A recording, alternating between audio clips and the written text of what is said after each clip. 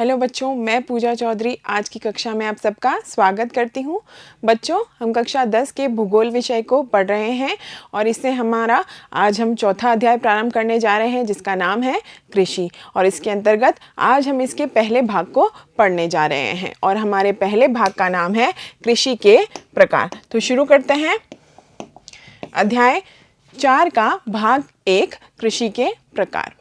बच्चों, भारत एक कृषि प्रधान देश है जिसमें कि कृषि प्रधानता से पाई जाती है और भारत की अधिकांश जनसंख्या जो है कृषि पर निर्भर है और इस प्रकार से ही हमारी अधिकांश जनसंख्या जो है उसकी आजीविका के पीछे कृषि ही मुख्य साधन है।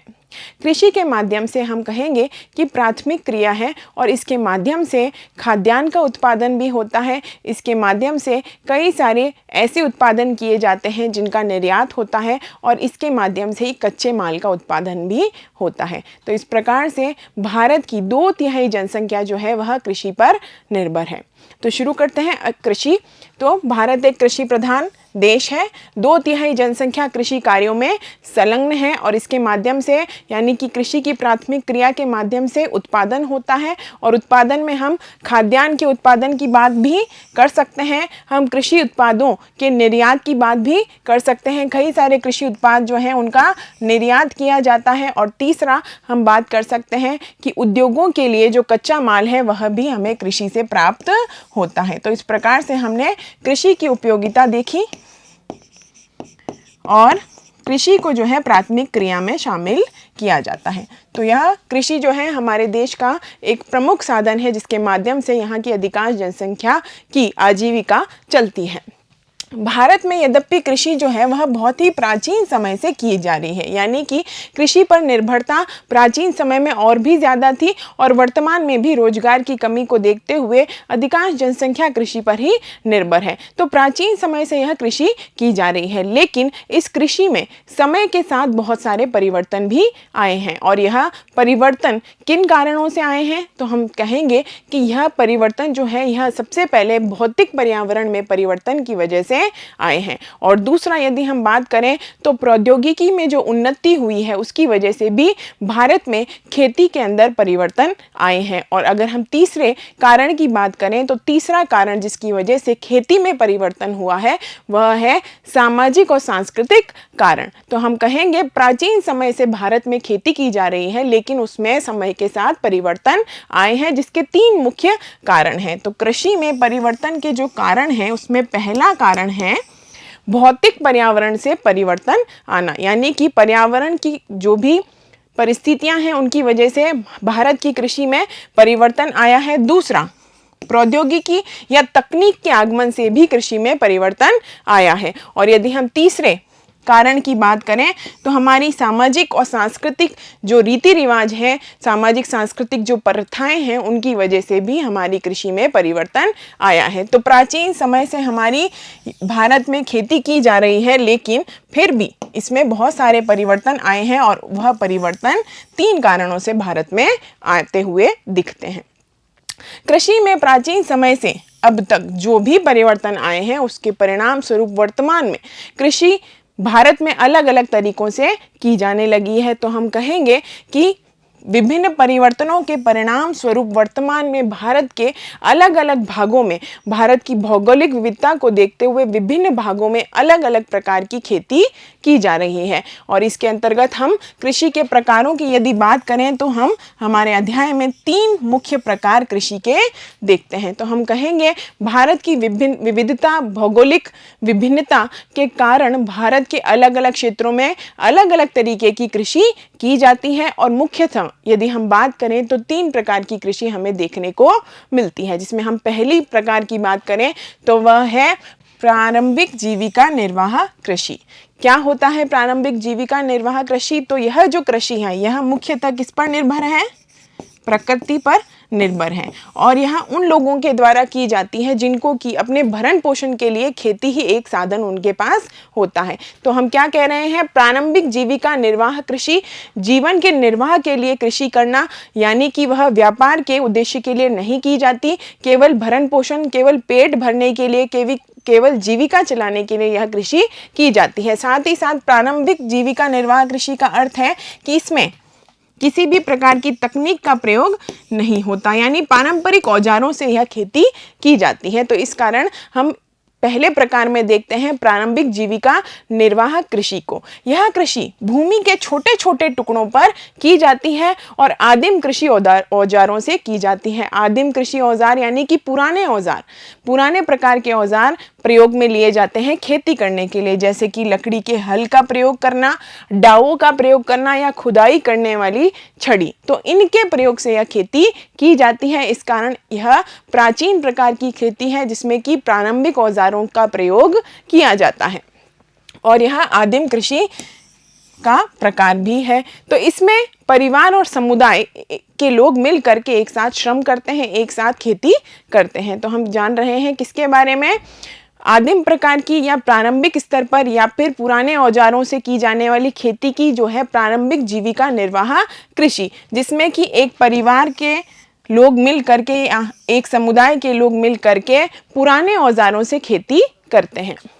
यह कृषि मुख्यतः किस पर निर्भर होती है, तो हमने बात की यह मुख्यतः प्रकृति पर निर्भर होती है। प्रकृति के संसाधनों का प्रयोग इसमें किया जाता है, किसी मुख्य या बड़ी तकनीक का प्रयोग इस खेती के लिए नहीं किया जाता। और प्रकृति पर निर्भरता की यदि हम बात करें तो यह मुख्यतः वर्षा पर ही निर्भर होती है, यानी कि मानसून की बारिश से ही इसकी खेती की जाती है या सिंचाई की जाती है। साथ ही साथ मृदा का उपजाऊपन भी इसमें महत्वपूर्ण होता है कि मृदा कितनी उपजाऊ है, उस पर ही खेती निर्भर करती है। और अगर हम तीसरी बात करें तो फसल उगाने के लिए अन्य पर्यावरण परिस्थितियां भी इसके लिए जिम्मेदार होती हैं कि खेती की पैदावार कैसे होगी। तो इस प्रकार से हम प्रारंभिक जीवन निर्वाह कृषि में बात कर सकते हैं कि इसकी निर्भरता मुख्यतः प्रकृति पर होती है, मानसून पर होती है और मृदा के उपजाऊपन पर भी होती है। और इसी का एक प्रकार है हम स्थानांतरित खेती, जूम खेती का जो उदाहरण देखते हैं, जिसे हम स्लैश एंड बर्न खेती भी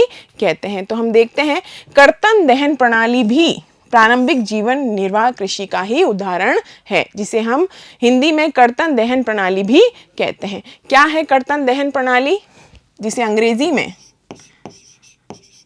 स्लैश एंड बर्न नाम से जाना जाता है। तो स्लैश एंड बर्न यह है आपकी कर्तन दहन प्रणाली, स्लैश एंड बर्न, या जिसे हम सामान्यतः स्थानांतरित खेती भी कहते हैं और प्रचलित भाषा में कई बार हम इसको झूम खेती के नाम से भी जानते हैं। तो इसके अंतर्गत किसान जमीन के टुकड़े को साफ करते हैं, यानी कि जमीन के टुकड़े को साफ करके वहाँ पर वह बीज बोते हैं या फिर वहाँ पर वह फसल उगाने का कार्य करते हैं। किसान किसी जमीन के टुकड़े को साफ करेंगे और अपने परिवार के भरण पोषण के लिए, क्योंकि हमने कहा जीवन निर्वाह खेती है, उसका ही प्रकार है स्लैश एंड बर्न या फिर स्थानांतरित खेती। तो परिवार का भरण पोषण इसके लिए मुख्य कारण होता है, उसके लिए अनाज व अन्य खाद्य फसलें ये लोग उगाते हैं। जब मृदा की उर्वरता कम हो जाती है या मिट्टी की उर्वरता या उपजाऊपन धीरे धीरे कम होने लगता है उस स्थान का, तो वे उस स्थान को छोड़ करके किसी दूसरे स्थान पर जा करके वहां पर जमीन को साफ करते हैं और वहां पर खेती प्रारंभ करते हैं। और इसके माध्यम से जो जमीन वह छोड़ करके आए हैं वह पुनः प्राकृतिक कारणों से पुनः उपजाऊ होने लगती है, वह मिट्टी जो है पुनः उपजाऊ होने लगती है। तो इस प्रकार से यह स्थान का परिवर्तन करते रहते हैं और इस कारण इसे झूम खेती या स्थानांतरित खेती भी कहते हैं, जो भारत के अलग अलग भागों में की जाती है। तो जीवन निर्वाह के लिए किसान किसी जमीन के टुकड़े को साफ करते हैं और परिवार के भरण पोषण के लिए वहां पर कोई फसल उगाते हैं। अनाज व अन्य खाद्य फसलें ये लोग उगाते हैं। जब मृदा की उर्वरता या उपजाऊपन कम हो जाता है तो किसान उस भूमि के टुकड़े से स्थानांतरित हो जाते हैं और कृषि के लिए भूमि का दूसरा टुकड़ा साफ करते हैं। तो इस प्रकार से यह स्थान परिवर्तन का क्रम चलता रहता है। कृषि के इस स्थानांतरण से प्राकृतिक प्रक्रियाओं द्वारा मिट्टी का उपजाऊपन बढ़ता है, यानी कि अब जो मिट्टी या जो क्षेत्र उन्होंने छोड़ा है वह पुनः उपजाऊ हो जाएगा कुछ समय के बाद में। तो इस प्रकार से मिट्टी का उपजाऊपन जो है उसका क्रम बनता चला जाता है और वह पुनः उपजाऊ होती रहती है और यह जो किसान है वह अपनी नई ज़मीन ढूंढते रहते हैं। तो हमने बात की स्थानांतरित खेती की, तो यह देख सकते हैं आप क्या है, स्लैश एंड बर्न या स्थानांतरित खेती, या फिर हम कहेंगे कर्तन दहन प्रणाली कि किसका उदाहरण है, यह प्रारंभिक जीवन निर्वाह कृषि का उदाहरण है। देश के विभिन्न भागों में कर्तन दहन प्रणाली से खेती की जाती है और इस कारण इसके देश के विभिन्न हिस्सों में अलग अलग नाम भी हैं। तो हम बात करेंगे उत्तर पूर्वी राज्य की, जिसमें हम असम की बात कर सकते हैं। वहाँ पर क्या है, वहाँ पर झूम खेती इसका नाम होता है। तो आप देख सकते हैं यह है झूम खेती। यदि हम मणिपुर की बात करें तो वहाँ पर इसे किस नाम से जाना जाता है, तो बच्चों वहाँ पर इसे पामलू के नाम से जाना जाता है। छत्तीसगढ़ और अंडमान निकोबार में इसे दीपा के नाम से जाना जाता है। मध्य प्रदेश में इसे बैबर के नाम से जाना जाता है और आंध्र प्रदेश में यह पोडू कहलाती है। ओडिशा में यह पामा डाबी कहलाती है और राजस्थान में इसे वालरे या वाल्टरे कहते हैं। तो इस प्रकार से स्थानांतरित खेती भारत के विभिन्न हिस्सों में की जाती है और यह स्थान परिवर्तन करके की जाती है। तो हमने बात की पहली प्रारंभिक जीवन निर्वाह कृषि की और उसका एक प्रकार है स्लैश एंड बर्न या कर्तन दहन प्रणाली, जो भारत के विभिन्न हिस्सों में की जाती है। अब हम बढ़ते हैं आगे दूसरे प्रकार की कृषि की तरफ।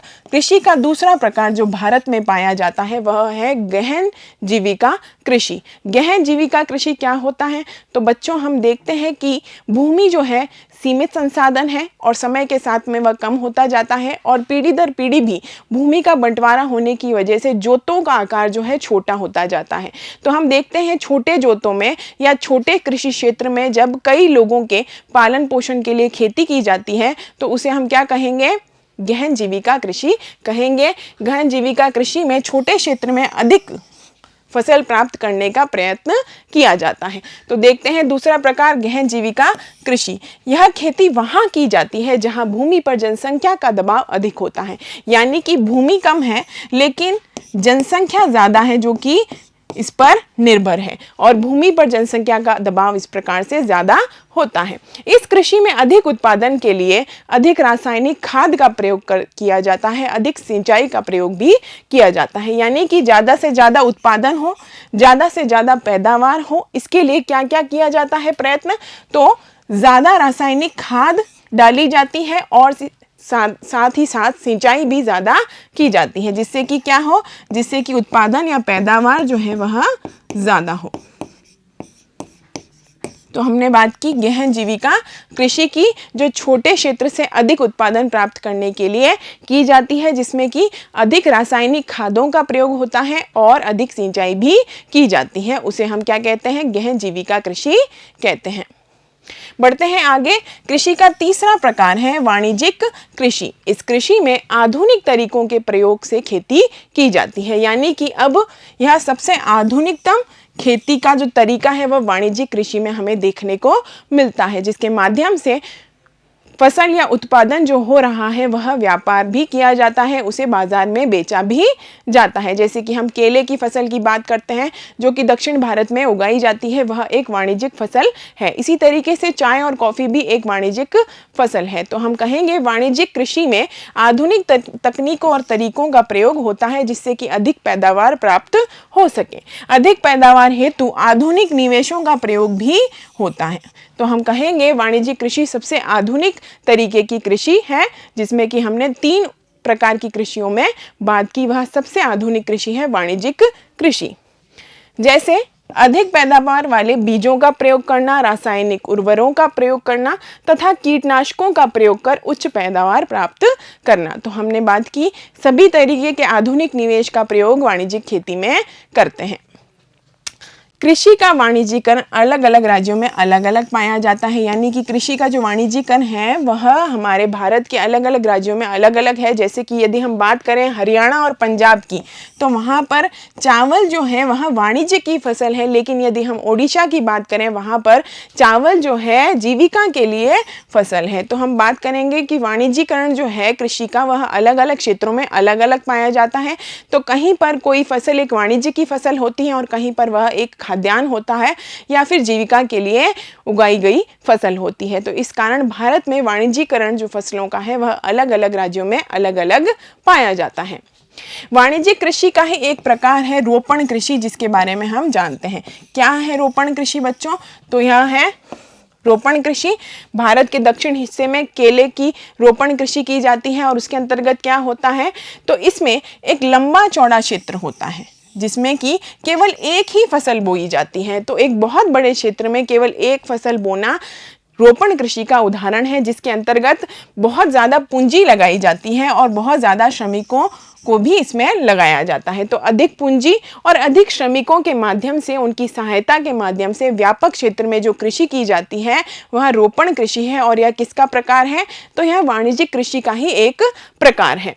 इस कृषि में उत्पादन बिक्री के लिए होता है, यानी कि व्यापार के लिए, वाणिज्य के लिए रोपण कृषि की जाती है। बाजार में बेचने के लिए रोपण कृषि की जाती है। बड़े क्षेत्र में एक फसल कई लंबे समय तक बोई जाती है। इससे हुआ उत्पादन उद्योगों में कच्चे माल के रूप में भी प्रयोग में लिया जाता है। और इस प्रकार से हमने बात की तीसरा प्रकार वाणिज्यिक कृषि का, जो कि जिसके अंतर्गत हमने रोपण कृषि की बात की। और रोपण कृषि में हम दक्षिण भारत में केले की फसल को देख सकते हैं जो रोपण कृषि का उदाहरण है। इसके अलावा हम चाय की बात कर सकते हैं, हम कॉफ़ी का उदाहरण भी ले सकते हैं, यह भी एक रोपण फसल है। रबड़ का उदाहरण ले सकते हैं, गन्ने की फसल का उदाहरण ले सकते हैं और केला भी इसी का उदाहरण है। तो यह सभी भारत की रोपण फसलें हैं जो कि हमें देखने को मिलती हैं। तो अध्याय 4 के भाग 1 में हमने कृषि को जाना, कृषि का परिचय प्राप्त किया और 3 प्रकार देखे जिससे कि भारत में कृषि की जाती है। मिलते हैं इस अध्याय के अगले भाग में। धन्यवाद।